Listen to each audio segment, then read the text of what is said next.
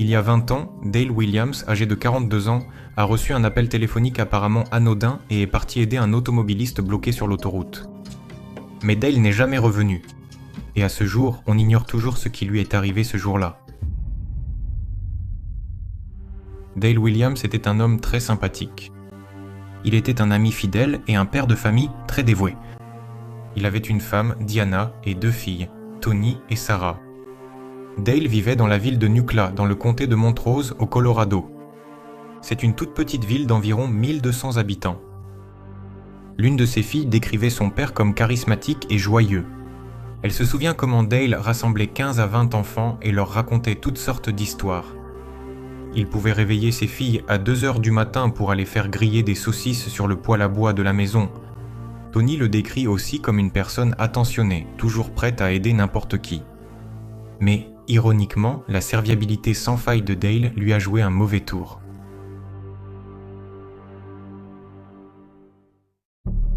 Le 27 mai 1999 était un jour comme les autres. Dale possédait un garage appelé Pro Body Shop. C'est là qu'il travaillait sur des voitures. Tom Ross était un ami de Dale qu'il rencontrait parfois dans un café du coin. Ce matin-là, Tom s'est rendu à l'atelier de Dale avec son petit garçon pour que Dale remplace le pare-brise de son fourgon.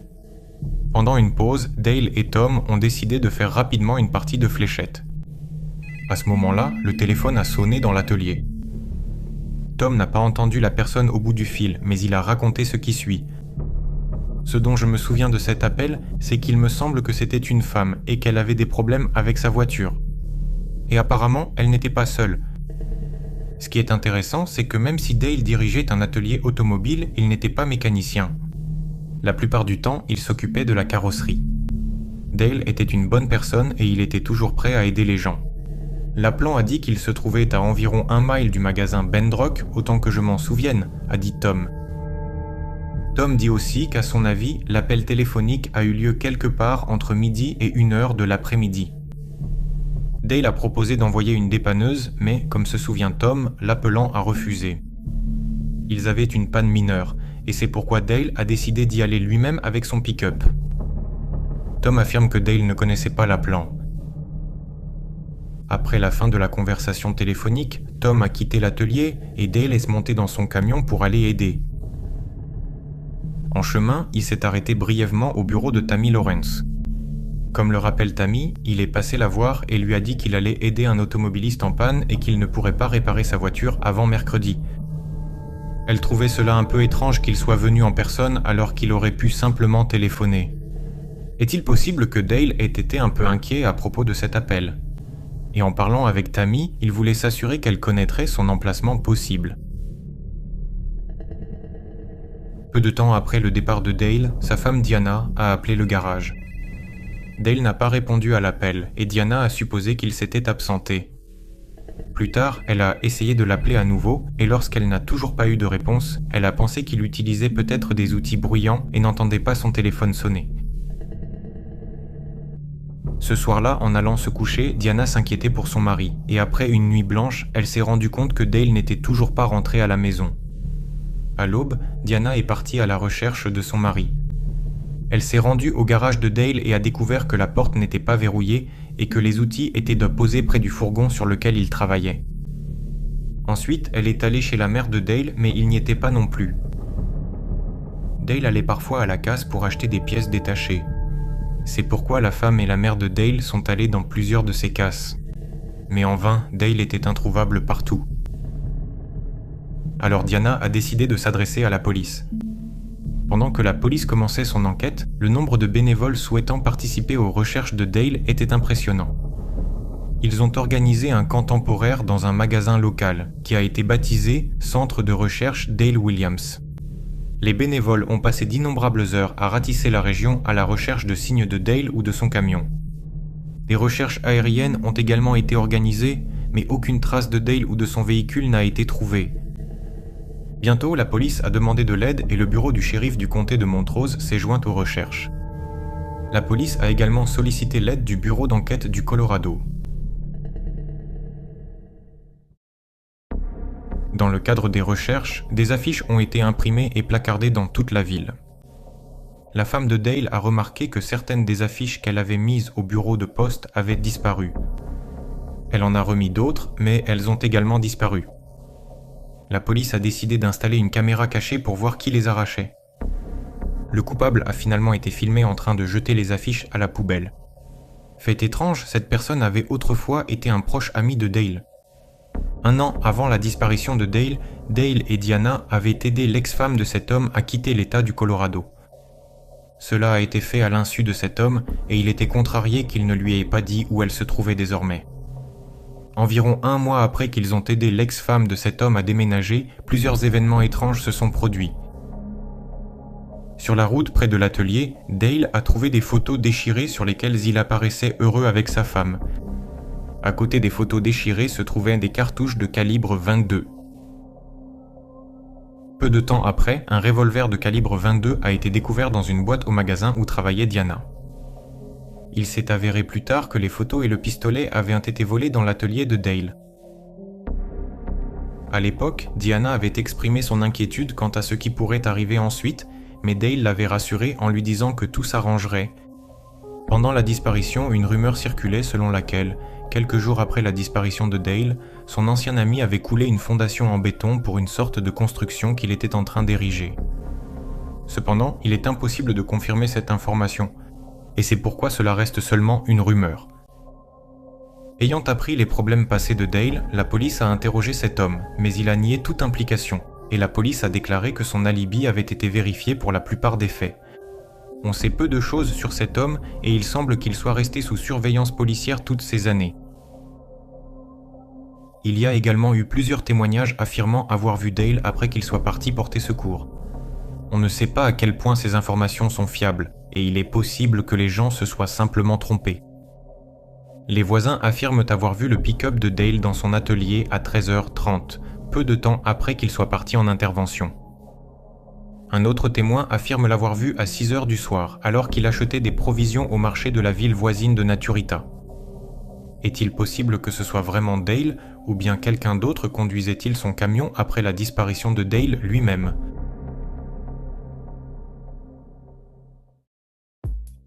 Puis, le 4 juillet 1999, 38 jours après la disparition de Dale, une famille locale pêchait à la confluence des rivières San Miguel et Dolores. C'est là qu'une partie de ce mystère a été révélée. Pendant la pêche, leur appât s'est accroché et l'homme a essayé de le récupérer. En entrant dans l'eau, il s'est retrouvé sur une surface dure. Cela lui a paru étrange et il a pensé que c'était un réfrigérateur. Il a plongé dans l'eau et a sorti un couvercle de tableau de bord, sur lequel le nom de Dale était brodé. C'est alors qu'ils ont appelé la police. L'homme a raconté que pendant qu'ils pêchaient, une voiture est passée à côté d'eux. Elle s'est arrêtée près d'eux et le conducteur leur a dit qu'ils ne devaient pas jouer là. Depuis, ni cet homme ni sa voiture n'ont été revus. L'endroit où le camion a été retrouvé se trouvait à environ 34 km de son atelier de réparation automobile. Dale n'était pas dans le camion. Et, chose étrange, la boîte à outils en métal, fixée par des boulons à la carrosserie du camion, avait également disparu sans laisser de traces. Cependant, le couvercle de la boîte et quelques outils provenant de cette boîte ont été retrouvés plus tard. Ils se trouvaient près de Bedrock, au bord de la route 141. Au cours des mois suivants, certains des outils ont été retrouvés éparpillés dans les montagnes de la vallée de Paradox, dans des directions complètement opposées à celles du camion. Sur de nombreux outils, Dale avait gravé ses initiales. C'est ainsi qu'ils ont été identifiés comme appartenant à Dale. Selon les informations disponibles, le pick-up de Dale avait été aperçu avant sa disparition près de Bedrock, dans la vallée de Paradox. Il était garé capot relevé à côté d'une autre voiture. La police n'a pas pu retrouver la personne qui avait appelé Dale ce jour-là, ni la voiture près de laquelle le camion de Dale avait été vu. Mais au cours de l'enquête, ils ont découvert que le téléphone portable utilisé pour appeler Dale ce jour-là avait été volé et ne pouvait donc pas être localisé. Tous les éléments semblaient indiquer que quelqu'un avait intentionnellement poussé la voiture dans la rivière. Le contact était mis et le véhicule était en prise. Il est possible que le camion ait été envoyé dans l'eau alors qu'il pleuvait, car l'interrupteur des essuie-glaces était en position marche. L'angle entre la route et la rivière était très aigu, et aucun signe de freinage, comme des traces de pneus, n'a été trouvé. De plus, la vitre côté conducteur était partiellement baissée. La femme de Dale a dit qu'il ne conduisait jamais avec la fenêtre à moitié baissée. Il baissait toujours complètement la fenêtre ou la remontait entièrement. Il est possible que la raison pour laquelle la fenêtre était partiellement baissée soit que cela permettait au camion de se remplir d'eau plus rapidement et de couler. La voiture de Dale était la seule preuve jamais retrouvée dans son affaire. Et pourtant, cette affaire soulève de nombreuses questions. Si Dale a été enlevé sur le bord de la route, là où, selon les dires, se trouvait l'automobiliste en panne, pourquoi ne pas simplement laisser son camion sur place ? Pourquoi prendre le temps et faire l'effort de s'en débarrasser ? Pourquoi la boîte à outils était-elle absente ? Il est également intéressant de noter que le couvercle de la boîte à outils a été retrouvé non loin de Bedrock, l'endroit d'où l'appel à l'aide avait été passé. Il est possible que Dale soit resté assis sur le bord de la route pendant qu'il travaillait sur la voiture, puis qu'il ait été enlevé. La région où Dale a disparu compte un grand nombre de mines abandonnées. Encore un détail étrange dans cette affaire. Le jour où Dale a disparu, un homme inconnu s'est présenté sur le lieu de travail de sa fille et a demandé à ses collègues s'ils pouvaient la voir. Cependant, ce jour-là, Tony n'était pas au travail. Lorsque l'homme a appris qu'elle n'était pas là, il a traversé la rue et a parlé à quelqu'un pendant 10 à 15 minutes dans une cabine téléphonique. Tony a mentionné que l'automobiliste en panne avait appelé l'atelier de son père en utilisant un téléphone portable. Mais comment savent-ils que l'appel a été passé depuis un portable ? Ou bien se base-t-il simplement sur le fait que l'appelant a dit qu'il était bloqué sur l'autoroute ? Mais l'appel aurait très bien pu être passé depuis un téléphone fixe ou une cabine téléphonique simplement pour attirer Dale là-bas. En conclusion de cette histoire, une question se pose. Pourquoi Dale en particulier ? Il était très apprécié en ville, avait une famille unie et de nombreux amis. Peut-être que des inconnus ont attiré Dale dans cette région. Mais encore une fois, pourquoi ? Quel était le motif de ces personnes ? Le seul motif possible aurait pu venir d'un ancien ami de Dale, qui était mécontent que Dale et Diana aient aidé son ex-femme à déménager sans rien lui dire. Il n'existe aucune preuve qui l'incrimine directement. Il a également nié toute implication. Aurait-il pu laisser sa colère aller jusqu'à kidnapper Dale et se débarrasser de lui avec l'aide de complices ? Si Dale a été tué, pourquoi son corps n'a-t-il pas été retrouvé après 20 ans ? Malgré des recherches minutieuses autour de la ville, de la centrale et de la zone où son camion a été retrouvé, la disparition de Dale Williams reste à ce jour non résolue.